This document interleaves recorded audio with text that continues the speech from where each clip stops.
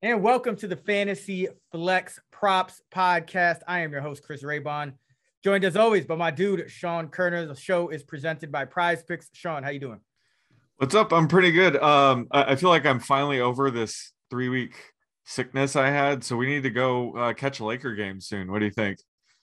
Hey, I'm down, man. We gotta catch a Laker game. What about hockey? Anyone No. care about hockey over here? No one? No, Laker game or Clipper game, but it's across the street from Staples Center, right? Huh? What's across the street? Kanye Rumbar. Yeah, for those that don't know, I think the first time Sean and I ever met in real life, he took me there on like a Sunday afternoon, right? And it was pretty lit. So yeah, got to hit it back. I mean, the Lakers, if they're still a team by the time we get to go to a game, I mean, it's crazy in Lakers land right now. I haven't been paying attention to Russell basketball. Westbrook, So. LeBron was out a game, and then they blew a lead to the Thunder and lost by 8, and then Westbrook got ejected because some Baisley dunked with a second and a half to go in the game, and they had already won, and it's just a mess. But this is the football podcast, so we digress. Let's start with breaking down the Sunday night football slate, then we'll get into our favorite props for the weekend on Prize Picks. We got the Vikings, we got the Cowboys. Good game. Both teams coming out of a bye.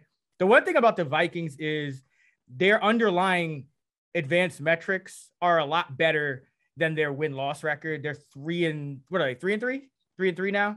Yeah. Yeah, because they had the bye. Yeah, so 3-3. Yep. They're 3-3, but their metrics make them, an above average team by almost any thing you look at. So this should be a good game.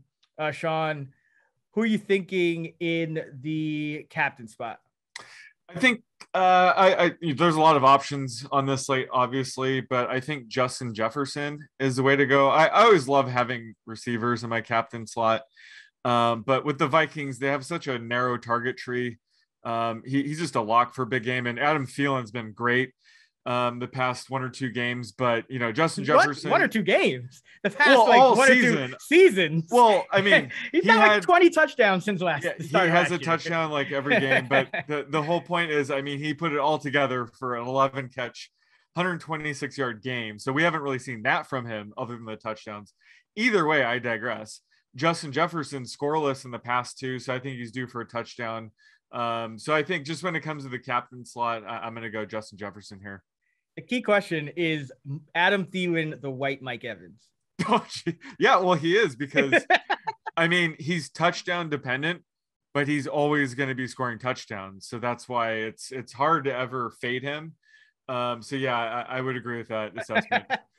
I mean, no, because usually, and I'm half black and half white, so I'm just joking. Don't cancel me, please. But it's funny because like a lot of times when people compare white receivers, it's always to another white receiver. So I'm just trying to be inclusive here and give love where love is due. And Adam. Well, Thielen, to be fair, it's not like Thielen ever has those 3 catch for 3 yards and 3 touchdown games.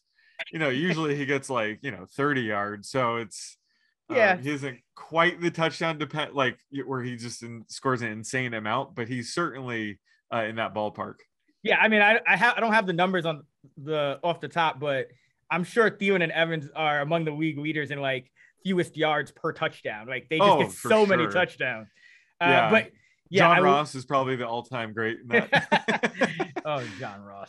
I can't believe he's on the Giants in that mess, but.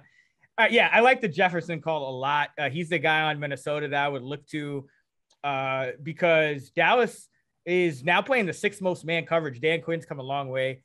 He used to just play that kind of zone defense, and running backs used to get hundreds of catches every year on his defenses. But now Dallas is very multiple. They're playing the 6th most man coverage.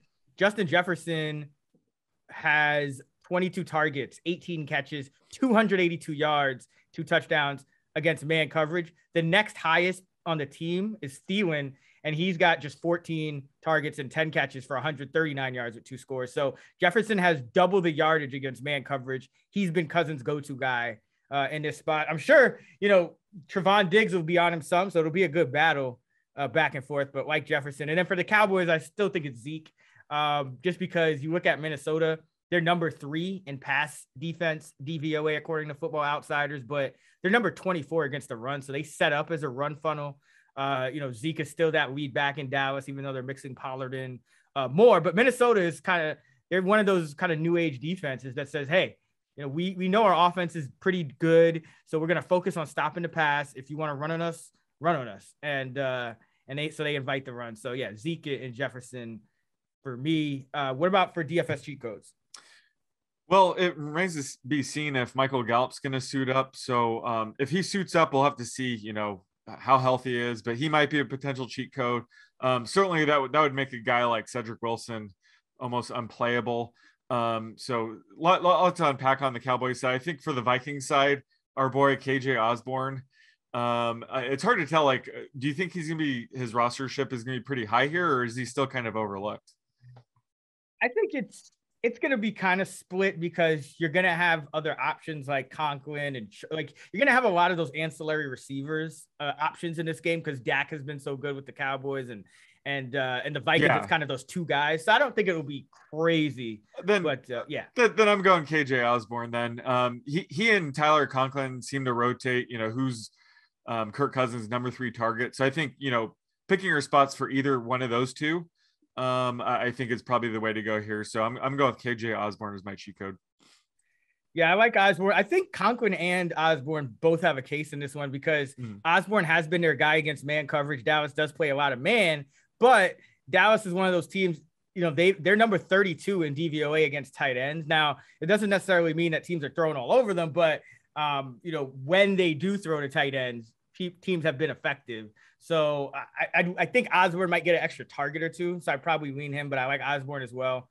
I like Conklin as well, just because of the matchup. And then on the Dallas side, I still like Dalton Schultz, whether Gallup is back or not. Yeah. Minnesota is 26th in DVOA against tight ends. Schultz, the last 3 games, has been running around an over 70% of the dropback. So he's really run away with that job. He's getting twice as many snaps. Or routes as Blake Jarwin, and that's really what you need at tight end is those routes. So like Schultz as well. Yeah, I'm never gonna fade Schultz for the time being. But so you think if Michael Gallup returns and say runs, 70% of the routes, you don't think he'll impact Schultz at all? I mean, not enough. Not enough because you're still getting a full-time tight end, and you're really just replacing the Cedric Wilson routes with Gallup. And I know Gallup might get a little bit more of a target share per route than a guy like Wilson, but Schultz has still been, he's been a key part of the offense because the more receivers you have, the more you have to pay attention to all those Dallas receivers. Yeah.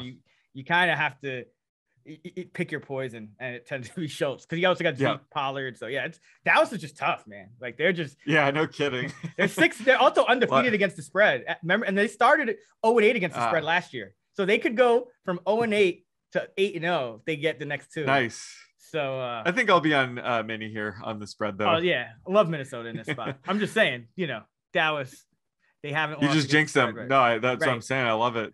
Yeah, you just jinxed them. Okay, let's get into our props for this week. Sean, where are you going with your quarterback prop? I'm going with the trusty Jalen Hurts over his rushing prop. This week it's 42.5 yards, surprisingly, against the Lions. I'm projecting this closer to 49.5, and I think he's gotten over this all but 2 games this year. And the 3 starts he had last year where he played the entire game, he went over as well. So he's just a machine when it comes to these rushing props in the low 40s. It almost doesn't really matter on the matchup. They could be trailing and he's still running. They could be leading, he's still running. So I just love the high floor that he offers for the rushing prop. So I'm taking his over 42.5 yards here. Yeah, I have this around 50. So it's interesting that they posted it so low to start the week. I'm sure that one will go up in short order. For my quarterback prop, I'm going with Sam Darnold under 242.5 passing yards. I have this closer to 230. And part of that is because Matt Rule has come out and said, we want to be more run heavy. Part of that is because Darnold has been ridiculously ineffective these last 3 games. And part of it is because there's a benching risk with Darnold now.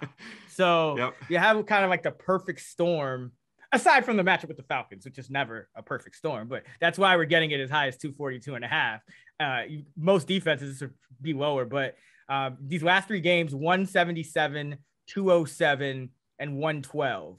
for Sam Darnold. He played only 70% of the snaps last week and got benched. So there's a lot of outs for Darnold to go under this. And even if the Panthers rebound a little bit, he could go under it in a winning game script. So yeah, just a lot of outs here, under 242.5 for Darnold. Yeah, I love it. I'm projecting him to play 100% of the snaps. And I have this at, 235, but what's the percent chance he gets benched? It's greater than 5%, right? I have it around 10-ish percent. Yeah, like once you factor that in, now this is over 60% chance of hitting. So that's the thing when it comes to betting unders, especially like a prop like this. You have so many outs, including him getting benched, and that's going to be a no-brainer win. So love the prop. I usually have quarterbacks projected for 100% outside of Jameis, but last week I actually did have PJ Walker projected. You did? Oh, yeah. Nice. Anytime a quarterback has like that has 2-3 bad games in a row, you always have to be on alert. So that's one of my favorite things as the season progresses, because you always talk about how quarterback props, there's usually not a ton of value on betting them because yardage is kind of predictable for the most part. But a lot of times I've had success is just targeting those quarterbacks that can potentially get benched with unders, because you're not only getting, unders usually hit more than overs as it is, but when you're getting that extra chance of a benching, it usually puts it over the top and gives you a little bit of an edge. Yeah, exactly. I mean, passing yards, there's just a wide range of outcomes. So even if we see something like 10 yards of value, it doesn't mean it's, an over 60% chance of hitting. But when those range of outcomes include a benching, again, that's why a prop like this, there's so much value on the under, is because it kind of taps in that wide range of outcomes. The extreme being he's not even playing. Right. So it's really easy to go under when the guy's not playing. So that's why, a prop like this offers a ton of hidden value. Yeah, and that's a good point. Like 10 yards doesn't mean much, because the average completion in the NFL is about 11 yards, just over 11. So, one completion, could send it crazy. But All right, let's go to running back. Who you got?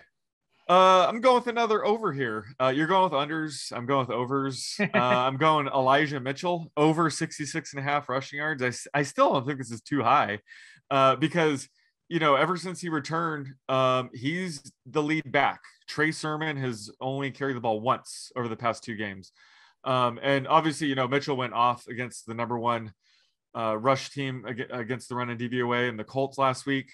That was without Trent Williams. Trent Williams could return this week, so that'll be huge for Mitchell and the 49ers run blocking scheme. So I'm projecting him closer to, 73.5 here. And I just think he has a very high floor, considering they're giving him the majority of the work. Jermichael Hasty returned last week and had 3 carries and 3 receptions. So if anything, Hasty can eat into his Mitchell's receiving work, and that will only help him in this market if he becomes just sort of the lead, early down back. This is another one of those props, right? Just think he has a too high of a floor. So, even though overs, it's always tough to take an over. When a player has a high floor like this, I definitely prefer to go over here. Yeah, I have Mitchell for 17 carries, 70 yards. Yeah. Hasty 3 carries, because Hasty's been the third down back, really. That's what it is. How many carries for Sermon? 0.3. Okay, all right. He's not getting in this game. Kyle Shanahan, he's getting the injury, whatever percent chance that both of those guys get injured. That's the carry. Wow. I had that last week too. The minute they said Hasty was activated, I was like, this is the guy that they deactivated Sermon for. He's getting 0 carries. I'm projecting him for a half a carry. Yeah. But no, I agree with the Mitchell prop. I think that's, it's one of those. He's kind of a guy that everyone looks at him lumped in with all those other Niner backs, but he's been the lead back every time he's been active. Whether at first it was maybe people got hurt, people didn't think he was the true lead back, but every time he's been active, it's been 2/3 of the snaps or more, 2/3 of the backfield touches or more. So he's Shanahan's guy. Do you think when Jeff Wilson returns, he's gonna split work with him, become the lead back? How do you think he's going to factor in, if at all? Yeah, he's always the 4th back. So I'm just trying to go off Shanahan here, and which is extremely difficult. But Wilson had always been the 4th back to start every season. So I don't think he's going to come off an injury and suddenly usurp Mitchell. I think he may be the reason Sermon is scratch on game days again. That's really what it might be. I know how much you love talking about 49ers running back, so I'm just trying to draw it all out of you right now. Yeah. I mean, the fate of 49er backs is still going pretty well. I mean, I know Mitchell's had a couple of good weeks, but it's like, even those weeks, people weren't always starting him those weeks. So it's like, it's been a mess in that backfield, but I think Mitchell's Shanahan's guy. And I think there was some disconnect between like, I just don't think he's done this a lot with draft picks. Ayuk, Pettis, Sermon, like these high draft picks.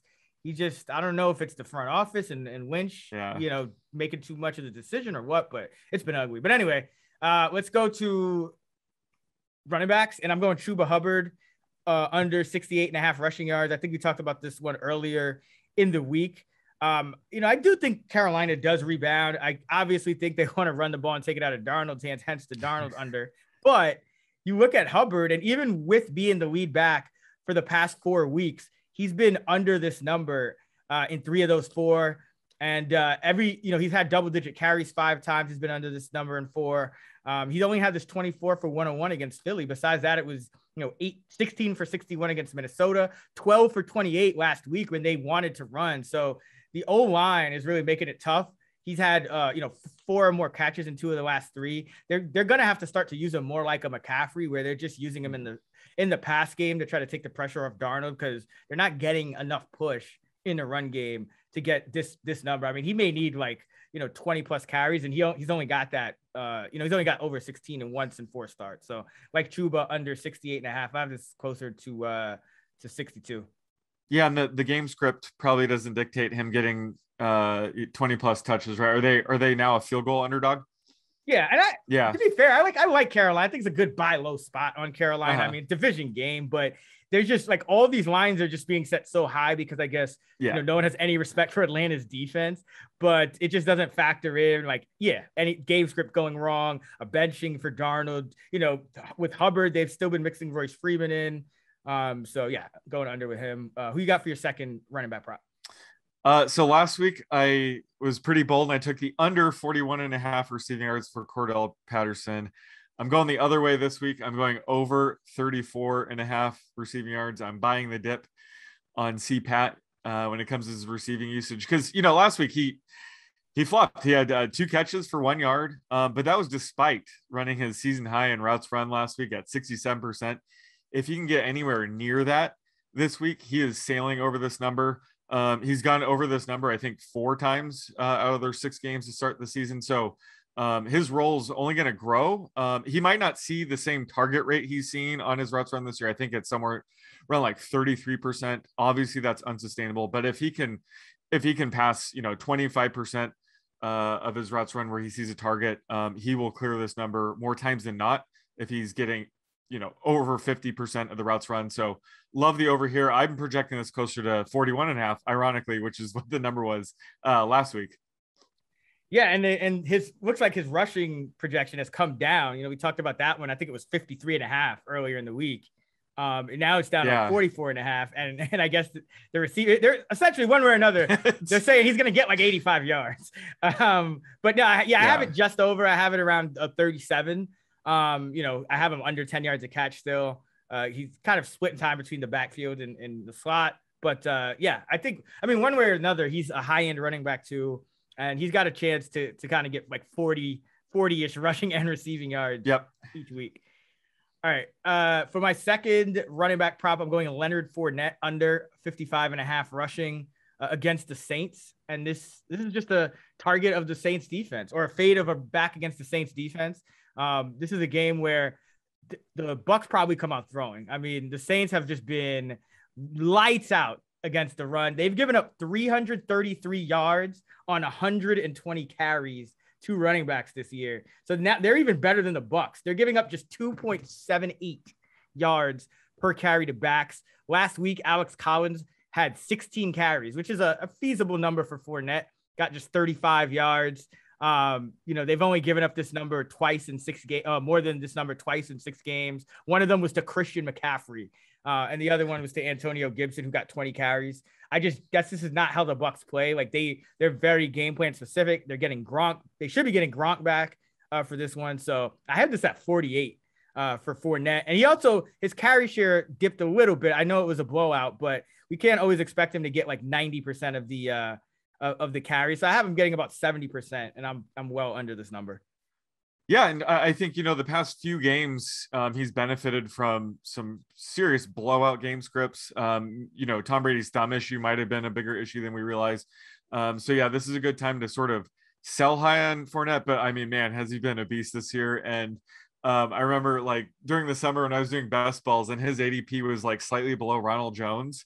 Yeah. I could not get enough of Leonard Fournette, but yeah, so I think, starting next week, he'll bounce back to this RB1 stats, but I am projecting him as a low end RB1 this week because like you said, like anytime a running back faces the Saints, you kind of have to fade them when it comes to their rushing production. So yeah, and this game should be pretty close, right? The Bucks are only -4. So yeah, Tom Brady's gonna be slinging it around. This probably isn't gonna be a Leonard Fournette game. So yeah, sell high just for this week only. In our Action Network NFL podcast, Stuckey has Saints Bucks as his favorite total under. And I have the Saints as my money line underdog pick. So nice. Yeah, we're kind of betting on a little bit of a comeback down to earth for Tom Brady and the Bucks. It's never a crazy good bet, but I just think this game, with the way the Saints play defense it's just not going to be quite as fruitful on offense for the Bucks. Does this mean you're coming around and Jameis having a sneaky good game this week? No, I think it's actually. No. I think it's the opposite. I think he can do enough. Do enough. But I think the Saints win this game by taking the air out of the ball and making it just kind of mucking up the game, reducing the possessions, which is another reason why I'm going under on Fournette. And there's another under that I got on the Bucks that I'll talk about in a moment. But that's a tease. Let's get into your first wide receiver prop. So my first prop is Jaylen Waddle under 64.5 receiving yards against the Bills. Now I love Jaylen Waddle. I think he's one of the best rookie wide receivers in the game, but this number is just too high, especially considering the matchup. The Bills have been really good against opposing receivers this year. Devontae Parker might return. So that's going to eat into Jaylen Waddle's target share. And, Preston Williams returned last week. His role could grow this week. So Jaylen Waddle has seen some massive target games the past few weeks because they've been decimated at receiver. But I think with improved help on the depth chart and the brutal matchup, like this number seems like 10 yards or so too high. So I'm going under here. Yeah, Waddle is a guy who, even if he catches a bunch of balls, they're usually underneath. So what has he been under this in like 5 out of 7? Oh, really? This year? Yeah, wow. I think it's 5 out of 7. Yes. So he's he's a guy he'll catch a lot of balls, but I'm not always going to be downfield.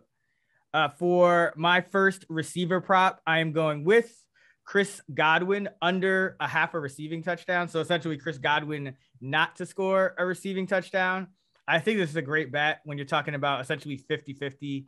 So Godwin's been held without a touchdown in 4 out of the 7 games this year, and including the postseason last year, he was held without a touchdown in 9 of the 15 games. So altogether, that's 13 of 22 that he's been held without a touchdown. I know Lattimore, plays Evans well, but Evans, as you mentioned, he can still get those like 2 catches for 2 touchdowns. And he's actually done that in this kind of matchup before. So I think, looking at this game, the sharps are on the under. It's just one of those games where Godwin betting him 50-50 to score a touchdown. I think you're going to win that more often than not going under. This is not like a Miami Dolphins defense or, one of those defenses you could just go nuts on.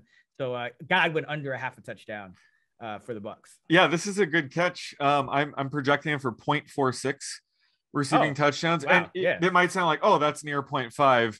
But when it comes to just the distribution of touchdowns, things like that, it's actually a projection of 0.67 would equal like a 50-50 coin flip. Yeah, because you can have the multi-touchdown games. Yeah, so if a guy averages a half a touchdown a game for a season, think about it, his floor is 0, but the ceiling could be 5 touchdowns. So the distribution of touchdowns is significantly skewed towards the positive. So yeah, it's a projection has to be over 0.65 for it to be even over 50% chance.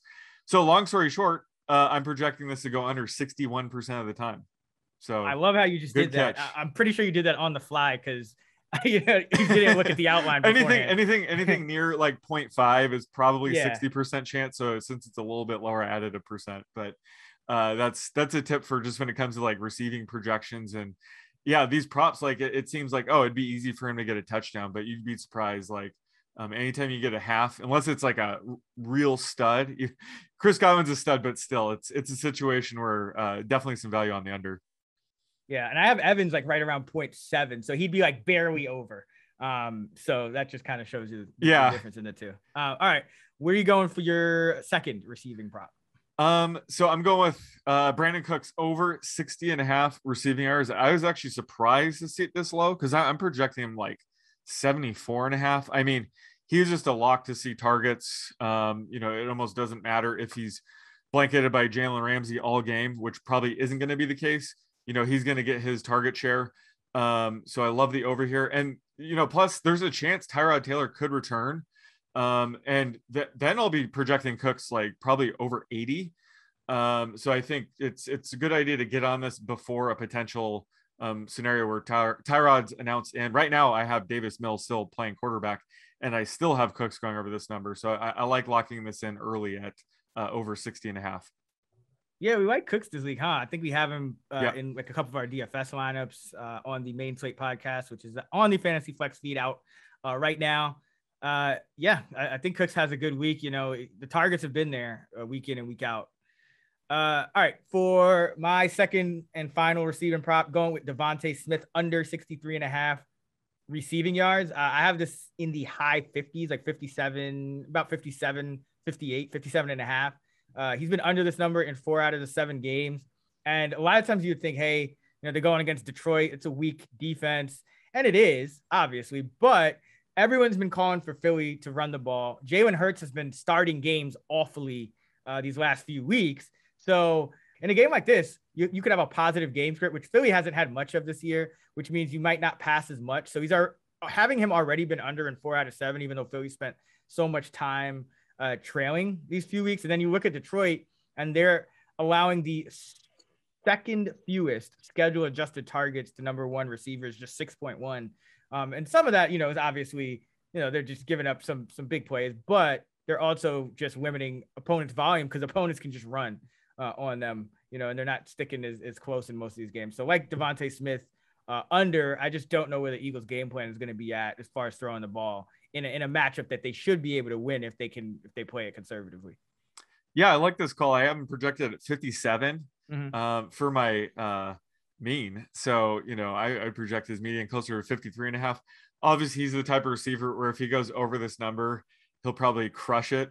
But yeah, he's certainly a player that I've noticed probably has a lower median than people realize. A guy like Jalen Reagor or Quez Watkins can catch a long touchdown pass, and that'll screw over Smith in this market. And like you said, the Eagles really haven't had that many positive game scripts, so they could certainly be a run heavy offense this week, even if Miles Sanders doesn't suit up. So yeah, love the under here as well.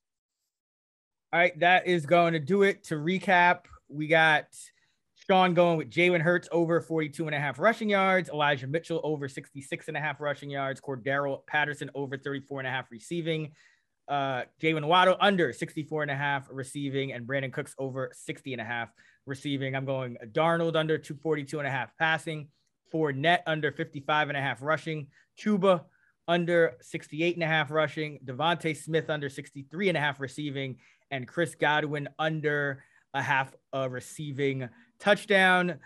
You can find Sean on Twitter at @_oddsmaker. You can find me at Chris Raybon. You can find us at those same handles in the award-winning Action Network app, where you can follow all of our bets or track yours for free. Until next time, let's get this money.